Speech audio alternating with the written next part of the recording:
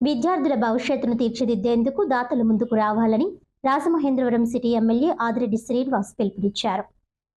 స్థానిక 9వ division Burma కాలనీలోని RCS mills municipal corporation model ప్రాథమిక పాఠశాలకు రెప్కో హోమ్ ఫైనాన్స్ లిమిటెడ్ వారి సిఎస్ఆర్ నిధులు 12 లక్షల రూపాయలతో సమకూర్చిన కంప్యూటర్లు, ప్రింటర్లు, టీవీలు, కుర్చీలతో పాటు నూతనంగా ఏర్పాటు చేసిన సర్వేపల్లి రాధాకృష్ణ కళావేదికను ఆయన విద్యార్థులతో కలిసి ప్రారంభించారు. అనంతరం ఆయన అక్కడి నుంచి బయలుదేరి జేఎన్ రోడ్లోని ఏకేసీ కళాశాల పక్కన ఉన్న ఎన్టీఆర్ పార్కునకు చేరుకుని అక్కడి సమస్యలు తెలుసుకుని వాటి పరిష్కారానికి నగరపాలక సంస్థ అధికారులకు పలు సూచనలు చేశారు. అలాగే జేఎన్ రోడ్లో గుంతలు పూడుస్తున్న పనులను ఆయన టీడీపీ నాయకులతో కలిసి పరిశీలించారు. ఈ సందర్భంగా ఏకేసీ కళాశాల జంక్షన్లో ట్రాఫిక్నకు ఇబ్బందిగా ఉన్న కప్పు సాసర్ను ఏం చెయ్యాలనే దానిపై పార్టీ నాయకులు నగరపాలక సంస్థ అధికారులతో చర్చించారు. అనంతరం ఎమ్మెల్యే ఆదిరెడ్డి శ్రీనివాస్ మాట్లాడుతూ బర్మా కాలనీలో ఉన్న ప్రైమరీ స్కూల్ అవసరాల కోసం Repco home finance private limited CSR నిధుల క్రింద 12 లక్షల రూపాయలతో అద్భుతమైన కార్యక్రమం చేపట్టామని అన్నారు. ఈ స్కూల్లో ఒక వేదిక నిర్మించి దానికి సర్వేపల్లి రాధాకృష్ణ పేరు నామకరణం చేయడం సంతోషంగా ఉందన్నారు.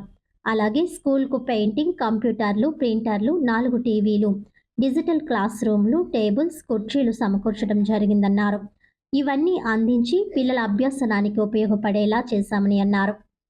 ఇక నగరంలోని రోడ్లపై గుంతలు పూడ్చే కార్యక్రమాన్ని కూటమి ప్రభుత్వం 2-3 నెలల నుంచి చేపట్టిందన్నారు. ఏవి అప్పారావు రోడ్డు పూర్తిగా మారిపోయిందని, అనేక ప్రాంతాల్లో గుంటలు పూర్తి చేసే పనులు జరుగుతున్నాయని అన్నారు. ఇప్పుడు జేఎన్ రోడ్లోని గుంటలు పూర్తి చేసే కార్యక్రమం తీవ్రంగా జరుగుతోంది. ఏకేసీ కళాశాల వద్ద టంగుటూరి ప్రకాశం పంతులు వారి విగ్రహం ఏర్పాటు చేయనున్నామని, అలాగే అదే ప్రాంతంలో ట్రాఫిక్నకు ఆటంకం ఉన్న కప్పు సాసర్ను ఏం చేయాలనే ఆలోచనలు చేస్తున్నామని అన్నారు.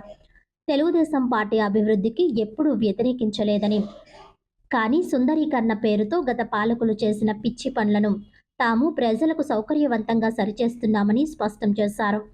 ఆంధ్ర కేసరి టంగుటూరు ప్రకాశం పంతుల విగ్రహాన్ని ఇక్కడ ప్రతిష్ఠిస్తే రాబోయే తరాలకు ఆయన గొప్పతనం తెలుస్తుందన్నారు. గొప్ప చరిత్ర కలిగిన నగరంలో మహనీయుల విగ్రహాలు పెట్టడం మన అదృష్టమని అన్నారు. కూటమి ప్రభుత్వం ప్రజల అవసరాలకు అనుగుణంగా పనిచేస్తుందని, నగరంలో జరుగుతున్న పనులన్నీ తమ ఆలోచనలు కాదని, ప్రజల ఆలోచనలు అవసరాలకు తగ్గట్టుగానే చేస్తున్నామని ఎమ్మెల్యే ఆదిరెడ్డి శ్రీనివాస్ అన్నారు. టీడీపీ నగర అధ్యక్షులు మజ్జి రాంబాబు, నాయకులు కోసూరి చండీప్రియ, కంటిపుడి రాజేంద్ర ప్రసాద్, కొల్లిబుజ్జి, ముసిని బాబురావు, ఉప్పులూరి జానకి రామయ్య, విశ్వనాథరాజు, దాస్యం ప్రసాద్, కందికొండ అనంత్, నగరపాలక సంస్థ అధికారులు ఎమ్మెల్యే ఆదిరెడ్డి శ్రీనివాస్ వెంట ఉన్నారు.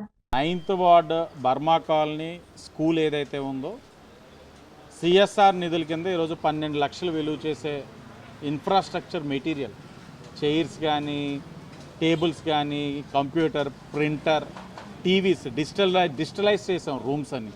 అలాగే వాళ్ళ అవసరం కోసం షెడ్, ఇవన్నీ 12 లక్షలతోటి రిప్కో ఫైనాన్స్ ప్రైవేట్ లిమిటెడ్ వారి యొక్క సహకారంతో ఇది చేయడం జరిగింది.